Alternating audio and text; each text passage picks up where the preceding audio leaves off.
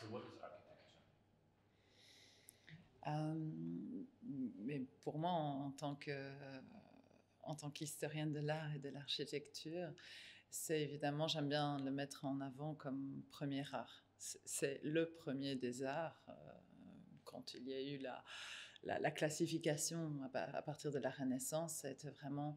je trouve que c'est important de le considérer comme un art, de s'en souvenir aussi. Alors, à l'origine, vraiment, j'aime bien aussi reprendre la base, les racines. Pourquoi on a tout à coup eu besoin d'architecture? Anthropologiquement, l'homme a eu besoin de se mettre un toit sur la tête et s'abriter, se mettre un toit sur la tête. Il n'a pas pu résister, parce qu'il n'est pas qu'un mammifère finalement, il n'a pas pu résister à vouloir rendre cet abri esthétique, ou à avoir en fait une forme de sensibilité par rapport à cet abri qu'il se faisait. Et je trouve que ça, c'est assez important de s'en souvenir. Il l'a fait tout d'abord très fonctionnel et puis esthétique. Et je crois que pour moi, ça reste la base de l'architecture, c'est de répondre à des besoins primaires, et puis à des besoins de beauté, parce que la beauté, c'est important. Et c'est ce qui rend aussi sensible, ce qui fait aussi c'est un art qui est à la fois assez complexe, c'est un corpus. Ce sont des bâtiments, bien entendu, c'est un corpus de construit, mais aussi donc de tout ce corpus de bâti, mais aussi et certainement tout aussi important, le non bâti. Qu'est-ce qu'on laisse à cet espace bâti pour s'exprimer, pour fonctionner, et pour avoir cette relation des hommes entre eux avec leur espace d'abri, en fait, et de sociabilité. So what can architecture do?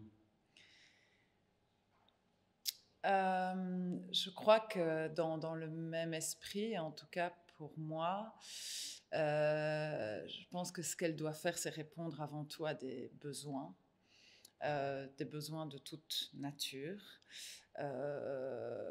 répondre, je pense, de plus en plus à des besoins aussi de son temps,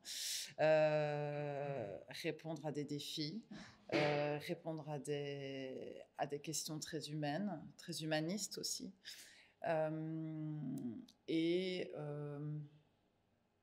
Oui, je pense que ça résume tout. What is your architectural position? Oui, je pense que ça a toujours été un petit peu une devise que j'aime beaucoup, c'est le less is more. C'est vraiment d'aller chercher la nécessité absolue, et qu'est-ce qui va rendre vraiment utile une ligne, une construction, qu'est-ce qui va... qu'est-ce qui va... Répète-moi la question, sorry, ça il va falloir couper, je me suis perdue dans mes... Repeat the question, please. Oui, oh là on coupe. So what is your architectural position? How would Oui. you position yourself in Oui, this ok, c'est bon. Je parle... oui, j'ai toujours aimé en fait cette position de less is more, parce que je crois qu'on a pas tant de besoins que ça.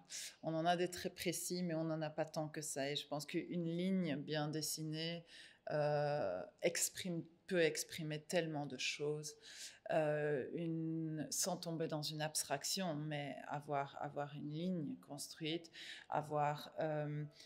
une sorte aussi de fonctionnalité qui va avec, répondre à des besoins. Tout cela, quand l'un et l'autre rentrent vraiment en communication ou en construction, c'est là où on se rend compte que des espaces fonctionnent, dialoguent avec l'entourage, avec ce qu'ils ont à donner comme message, parce qu'il y a aussi évidemment des architectures plus politiques, des architectures plus spirituelles, des architectures plus domestiques, mais où quelque part, là, il y a une honnêteté, une justesse qui font que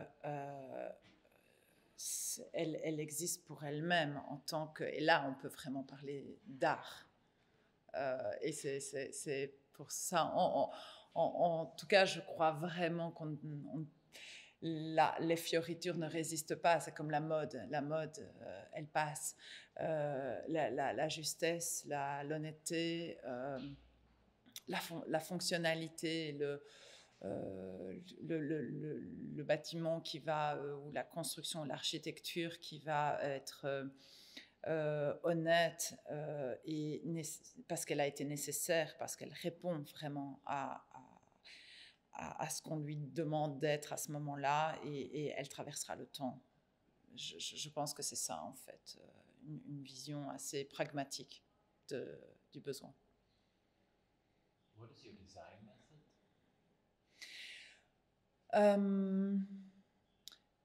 Alors, n'étant pas architecte, moi je le transpose plutôt en une méthode un peu plus de thinking design, dans la façon que j'ai de peut-être planifier de planifier une programmation qui est en lien avec une culture de l'architecture. C'est toujours un petit peu la même chose, c'est d'évaluer les besoins, de quoi on a besoin vraiment de débattre, quels sont les sujets importants, c'est de mettre tout d'abord à plat, d'avoir un espèce de think tank, un grand mess autour de ça, et de pouvoir collecter les besoins de chacun.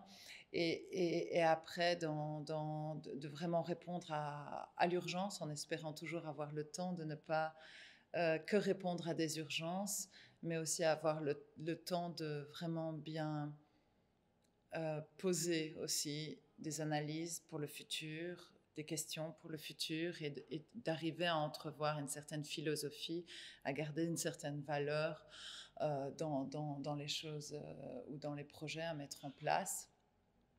Je pense que malgré le fait d'accepter comme ça un espèce de social mess, je crois que une méthodologie assez rigoureuse est quand même la clé pour arriver à atteindre des objectifs, et garder un optimisme, et garder en fait un effet positif sur ce qu'on fait pour avancer, pour aller toujours arriver à toujours aller un petit peu plus loin. Donc quelque part de créer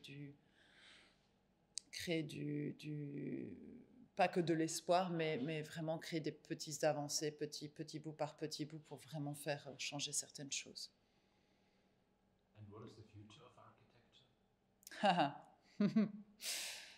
Good question.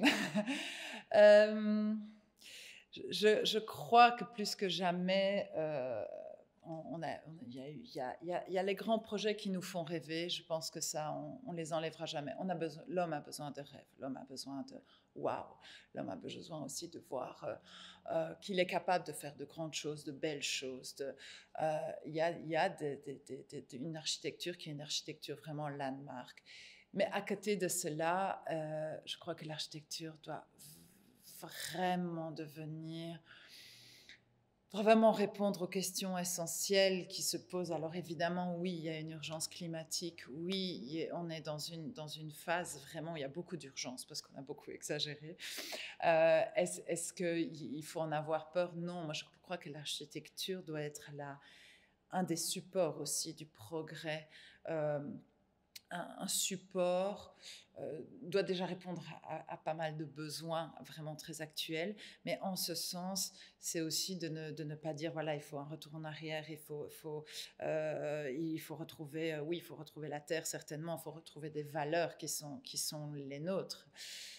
Qui nous ont fait grandir, mais en même temps, je pense qu'il faut aussi je crois que c'est important de voir aussi le progrès, comme le progrès de la science a toujours fait évoluer ce monde, pas toujours bien, mais que l'architecture soit un support au progrès, que des bâtiments puissent justement être des laboratoires, d'arriver à... On ne va pas consommer moins d'énergie, c'est un leurre, mais on peut la consommer mieux et différemment, et on peut en tout cas gérer nos ressources différemment, et je pense que le bâti, le construit, et tout ce